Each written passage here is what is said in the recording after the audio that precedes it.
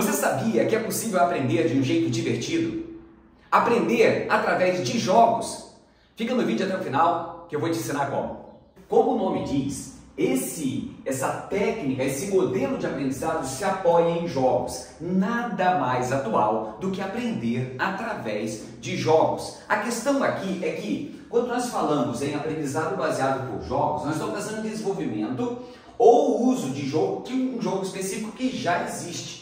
Estou falando em desenvolvimento porque existem pessoas que trabalham com desenvolvimento de jogos e esses jogos têm que ser pensados, portanto, de acordo com alguns aspectos relacionados ao aprendizado, ok? Aqui, ó, esses jogos precisam ensinar conceitos, habilidades, competências, conhecimentos específicos sobre algo que você queira que, portanto, o seu aluno venha desenvolver todas essas possibilidades. É o sonho de todo professor que o aluno, então, consiga desenvolver habilidades e competências. Isso muitas vezes já está descrito no currículo, né, da disciplina, no conteúdo programático do professor. Bom, mas para isso, como é que você tem que fazer? Como é que você tem que trabalhar esse conteúdo baseado em jogos, né? Esse aprendizado baseado de uma forma mais interativa, portanto, através de jogos. Criar ou selecionar jogos que tenham objetivos específicos.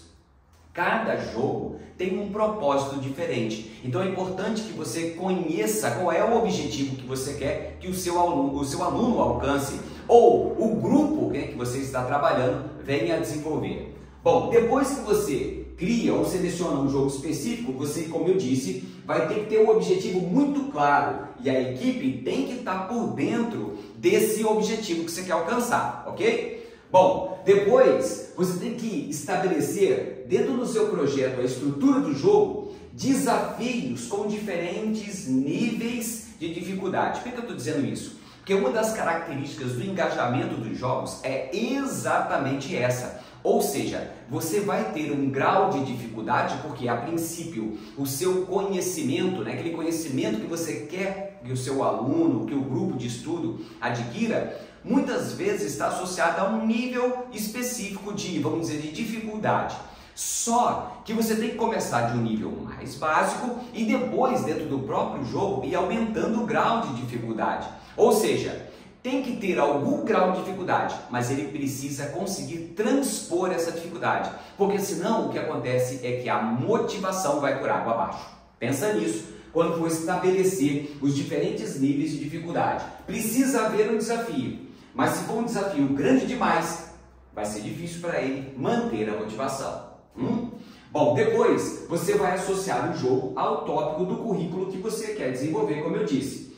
Bom, fornecer feedback. À medida que você vai avançando e que os seus alunos vai se desenvolvendo dentro dos propósitos que você quer alcançar através do jogo, você precisa dar algum feedback, você tem que dar um retorno para eles. Olha, isso aqui pode ser feito dessa maneira ou dessa maneira para que ele possa alcançar, lembra, as competências, as habilidades, o conhecimento que você quer que ele adquira. Pensa que, na verdade, o feedback ele pode estar acontecendo, por exemplo, ao final de cada, vamos dizer, de cada módulo, ao final de cada fase. Fase é legal, né? Ao final de cada fase, tá legal?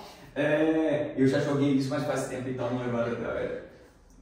Comecei jogando Atari, os primeiros Ataris, né? Eu estava lá. Matei algumas aulas para jogar Atari, só para vocês saberem. Bom, antes da gente continuar, não esquece de se inscrever no canal, de deixar o seu like, de você deixar o seu comentário. O seu comentário é muito importante para a gente saber se nós estamos no caminho certo. E compartilha, tem tanta gente querendo saber como aprender mais e melhor. Aqui, jogadores precisam ter controle de suas ações. Esse item é muito importante, porque se você quer desenvolver algumas habilidades, dentre elas a capacidade de resolução de problema, os nossos alunos precisam ter controle sobre suas ações, ou seja, eles têm que ser responsáveis pelas próprias decisões. Veja que, muitas vezes, quando nós damos a possibilidade do indivíduo fazer as suas escolhas, ele também está desenvolvendo no aspecto cognitivo relacionado à tomada de decisão. E uma das grandes realidades que você consegue alcançar de maneira mais engajada e motivada é a resolução de problemas através dessa atividade baseada em jogos específicos, ok? Bom, depois disso, você precisa também aprender a incentivar e a relacionar o que eles aprenderam com o mundo atual. O jogo, você sabe, o jogo está ali dentro de você, muitas vezes dentro de 4 paredes, olhando para uma tela, resolvendo um problema, ou com um jogo de tabuleiro, está todo mundo ali controladinho, tudo certinho. Só que muitos desses aprendizados, muitas vezes os alunos ou aqueles que estão participando do projeto, eles não têm a noção de que estão desenvolvendo habilidades que podem ser aplicadas no mundo real. Então é interessante que a cada término de jogo, que a cada término de etapa, fase, o que acontece é que você precisa, através dos feedbacks, começar a fazer com que ele pense sobre como é que eu posso usar essa habilidade ou essa decisão, esse pensamento dentro do mundo real. Então não é porque é um jogo que pode ser um jogo de tabuleiro, um jogo virtual, que você não possa usar determinadas habilidades no mundo real. E ele precisa ter consciência disso. Como é que ele vai aprender a desenvolver essa habilidade? À medida que você começa a correlacionar junto com ele a relação daquele desenvolvimento, daquela habilidade, daquela competência com o mundo real.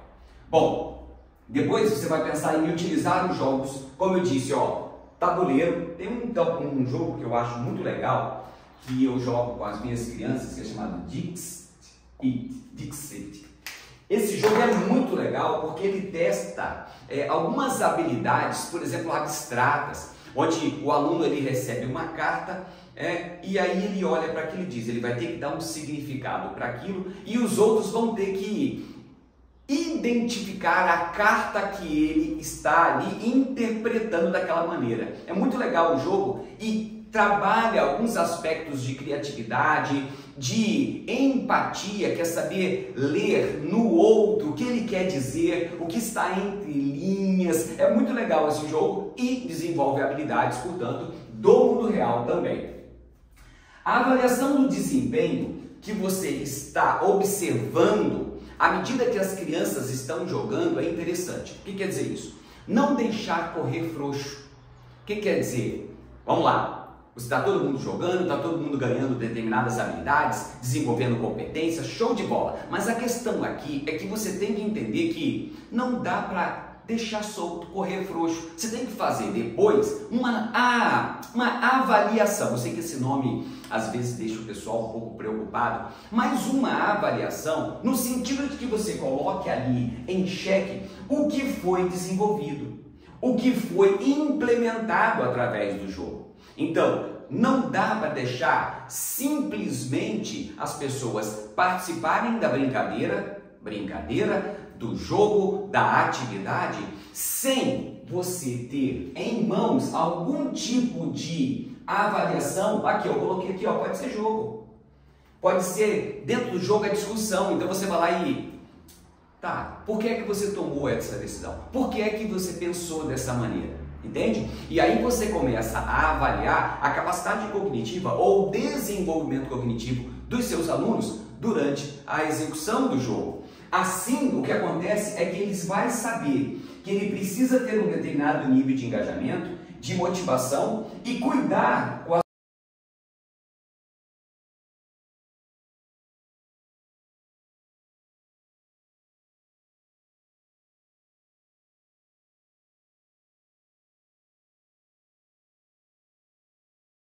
do quanto realmente envolvido, motivado ele está para desenvolver as habilidades, competências dentro dos objetivos, do propósito do jogo que você escolheu.